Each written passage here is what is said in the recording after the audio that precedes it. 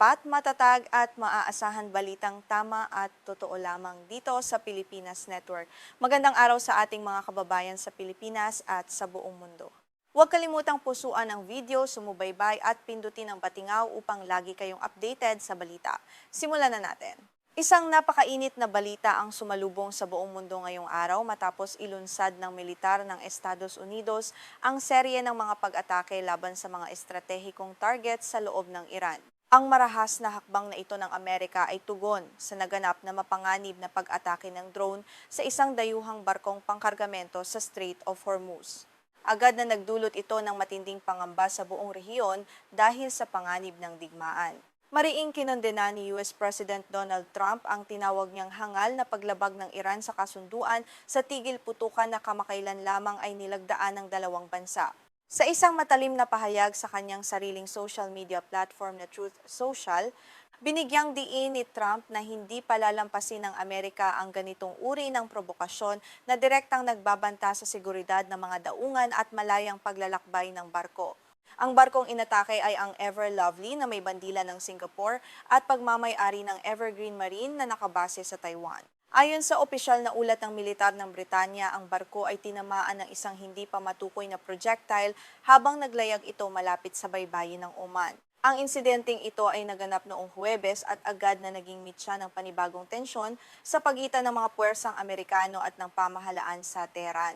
Bago ang naganap na pag-atake, ang Ever Lovely ay mahigit 100 araw nang na-stranded sa Gulf matapos magkarga ng mga kargamento sa bansang Iraq. Sa kabutihang palad, walang sinumang miyembro ng mga tripulante ang nasugatan sa insidente at nagawa pa rin ng barko na ipagpatuloy ang kanyang paglalakbay patungo sa destinasyon nito sa kabila ng pinsalang tinamo ng itaas na bahagi ng deck nito dahil sa malakas na pagsabog ng drone. Sa kanyang post sa Truth Social, detalyadong inilarawan ni Pangulong Trump ang pinsala kung saan sinabi niyang tinamaan ng drone ang itaas na bahagi ng malaki at napakamahal na barko. Inihayag din ng Pangulo na matagumpay na naharang ng mga puwersa ng Estados Unidos ang 3 pang drone na inilunsad sa parehong koordinadong pag-atake na nagpapakita ng kahandaan ng militar ng Amerika na ipagtanggol ang mga kaalyadong barko sa rehiyon. Ilang oras matapos ang pahayag ni Trump, kinumpirma ng US Central Command na nagsagawa sila ng mga pag-atake laban sa mga imbakan ng misil at drone ng Iran, pati na rin sa mga coastal radar site nito. Ang mabilis at marahas na tugon na ito ay naglalayong pahinain ang kakayahan ng Iran na magsagawa ng mga katulad na operasyon sa hinaharap at upang magpadala ng malinaw na mensahe na may mabigat na kahihinatnan ang bawat pag-atake. Tinawag ng US Central Command ang ginawa ng Iran na hindi makatwirang agresyon na malinaw na lumabag sa umiiral na kasunduan sa tigil putukan at nagpahina sa kalayaan sa paglalayag sa Strait of Hormuz. Ayon sa kanila, ang pagtiyak sa kaligtasan ng mga pandaigdigang daang tubig ay isang pangunahing prioridad para sa kanila at hindi nila hahayaang maantala ang daloy ng komersyo dahil sa mga irresponsableng aksyon ng pamahalaang Iran. Bagaman hindi formal na inako ng Iran ang responsibilidad sa pag-atake, 2 opisyal ng Estados Unidos ang nagkumpirma sa ahensya ng balita na Reuters na ang Iran nga ang nagpaputok sa barko. Ang magkasalungat na pahayag na ito ay lalong nagpapakomplika sa sitwasyon habang patuloy na sinusuri ng mga eksperto sa militar ang mga labi ng drone upang makakuha ng konkretong ebidensya na magpapatunay sa pananagutan ng Tehran. Ang insidenteng ito ay naganap sa isang napakasensitibong panahon kung kailan ang Estados Unidos at Iran ay kasalukuyang nagpapatuloy sa negosasyon para sa isang pansamantalang kasunduan sa kapayapaan. Ang anumang maling hakbang o agresibong aksyon mula sa magkabilang panig ay maaaring tuluyang sumira sa mga diplomatikong pagsisikap na maingat na binuo sa nakalipas na mga buwan para sa pangmatagalang katatagan ng gitnang silangan. Sa kasalukuyan, ang dalawang bansa ay nasa gitna ng isang 60 araw na Memorandum of Understanding o MOU na nilagdaan ng Washington at Tehran. Sa ilalim ng kasunduang ito, sumang-ayon ang magkabilang panig na alisin ang mga naval blockade at buksan ang Strait of Hormuz para sa malayang pagdaan habang ang mga negosyador ay gumagawa ng pangmatagalang kasunduan sa programang nuklear ng Iran at ang pag-alis ng mga parusa. Napag-alaman na pinili ng Ever Lovely na dumaan sa timog na ruta sa kahabaan ng baybayin ng Oman sa halip na gamitin ang mga koridor na itinalaga ng Islamic Revolutionary Guard Corps o IRGC ng Iran. Ang desisyong ito ay ginawa ng pamunuan ng barko upang maiwasan ang direktang pakikipag-ugnayan sa mga puwersang Iranian, ngunit sa kasamaang palad ay naging target pa rin sila ng mapaminsalang drone strike na ito noong Huwebes. Ilang oras bago ang pag-atake, naglabas ng direktibang IRGC na nag-aata sa lahat ng komersyal na barko na direktang makipag-ugnayan sa hukbong dagat ng Iran. Ang kautosang ito ay nakita ng maraming bansa bilang isang paraan ng Tehran upang higit pang higpitan ang kontrol nito sa Strait of Hormuz na nagdulot ng malakarang pangamba sa mga internasyonal na kumpanya ng pagpapadala na nag-aalangan sa kaligtasan ng kanilang mga tauhan. Dahil sa pag-atake, agad na nahinto ang mga pagsisikap ng International Maritime Organization o IMO na i-escort ang daan-daang barkong na stranded palabas ng Gulf.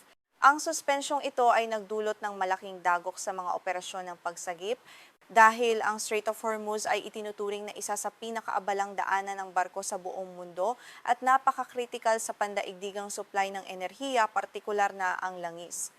Ang pagkaantala ng mga operasyon ay direktang nakaapekto sa mahigit 11,000 seafarers na na-stranded sa Gulf sa loob ng ilang buwan. Ang mga marinong ito na kinabibilangan ng maraming Pilipino ay nahaharap sa matinding stress at panganib habang naghihintay ng ligtas na daan palabas. Ang panibagong karahasan sa katubigan ay lalong nagpabigat sa kanilang kalagayan at nagdulot ng matinding pag-aalala sa kanilang pamilya. Bago pa man ang pag-atake noong Biyernes, nagpahayag na ng galit ang Iran sa tinawag nitong interbensyonista, irresponsable at mapanuksong pahayag ng US at 6 na estado sa Gulf. Tinanggihan ng mga bansang ito ang giit ng Iran na maari silang maningil ng toll o bayad sa mga barkong dumadaan sa strait na itinuturing ng buong komunidad ng daigdig bilang isang tahasang paglabag sa malayang paglalayag sa internasyonal na katubigan.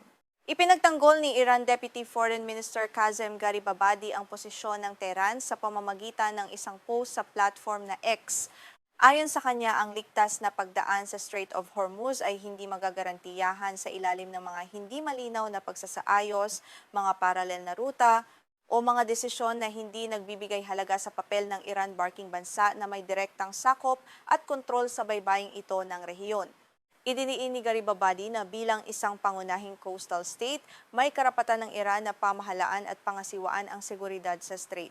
Ang pananaw na ito ng Iran ay direktang sumasalungat sa posisyon ng Estados Unidos at ng mga kaalyado nito na naniniwalang ang strait ay isang pandaigdigang daanan na dapat manatiling bukas sa lahat at walang anumang kontrol o pagpapataw ng bayad mula sa iisang bansa lamang.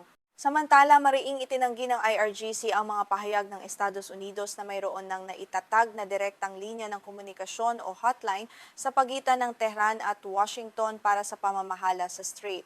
Ang pagtangging ito ay nagpapakita ng malalim na kawalan ng tiwala sa pagitan ng dalawang panig sa kabila ng mga ulat mula sa labas na nagsasabing may mga lihim na diplomatikong pag-uusap na nagaganap sa kasalukuyan.